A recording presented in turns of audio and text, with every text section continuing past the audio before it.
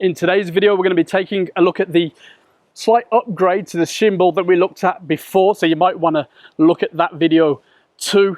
But this is the ZOlink 600S. There's a few little upgrades that I think make it worth looking at, even though we've only really just looked at the 600. Anyway, let's see why they've bothered to bring out another version. And it really is quite windy here, and the camera is quite far from the transmitter. Anyway, onwards.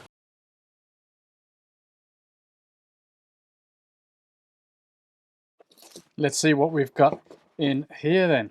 Right, so we've got an instruction manual, nice and simple, as you'd expect really. It's not that complicated, and packaged exactly as the previous model, which is absolutely fine.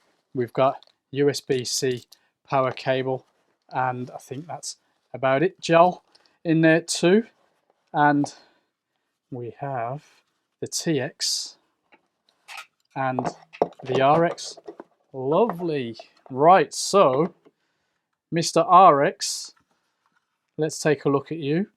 SD out, HDMI out, USB mounting port on the side. We did actually get a couple of mounts, a couple of shoes from Pergear to use with this actually. That's pretty cool. Look at that. Nice, flexible, well built with a little Allen key to adjust. Let's get that out of the way. We've got a mounting port on the bottom too. There's the on off, which is a nice solid little switch there. Now you can use the L series batteries or of course the USB. There's no DC on this, which makes sense. Let's just look at the TX. TX has the OLED screen, the same with the 3 clicky buttons. Feel better than the previous ones. I don't think they're supposed to, but maybe I had a interesting version before. SDI in then, HDMI in, USB, power. It's going to be the same basically. So you've got quarter mounting points there and there, the same on off. The eject for the battery that we didn't mention, so L series, USB. I definitely think that USB is a feature that we should see on all gadgets these days. It just makes life so much easier, even if you've got a load of Sony batteries, which as it happened, also had these sent to me from Pergear, which is really cool.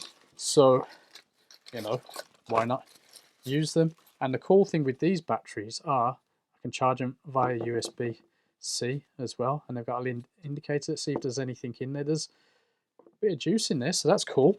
Right, there's the units then. So nice metal transmitter and receiver. Looks like the OLED display is going to be the same experience as before. We're getting monitoring on up to 4 apps at once if you want to use the app, which is definitely a feature that I enjoy, and we can upgrade them via the app too. I'm not sure if there's any firmware updates at the moment, but we'll check it out as we set these particular ones up. I've literally just took these two out of the box. So yeah, transmitter, receiver, Type-C power cable, and user guide. That's all you really need, isn't it? Effectively, with this S model, you're getting a lower power kit with potentially slightly better latency, and the silent mode, not key for me, but you know, it is an S upgrade. Now the transmission is basically as strong and reliable as the previous model, which we looked at in more depth before, so make sure to check out that video. Now as for latency, well, you can see it on the go here, and you've seen it in the intro. I'm going to put up a simple test. Feel free to pause at any time to compare the times on the screens on the screen.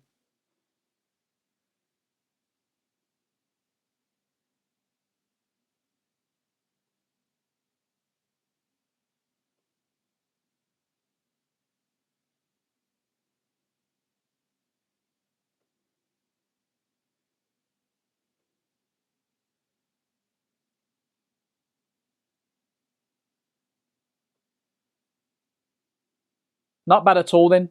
Also, if you watch my videos about the DeskView R6 and this Portkeys PT5, then you can see this kit in action there too. We looked at the app in the Shimbol 600 video, and there's nothing new to report other than, disappointingly, the app will now only be available for iOS full stop, and that's a big deal for me. The previous model came with a promise that the Android version was en route, but according to the manufacturers, on Android OS platform, it has many different brands and different model numbers for devices and different Android firmware versions.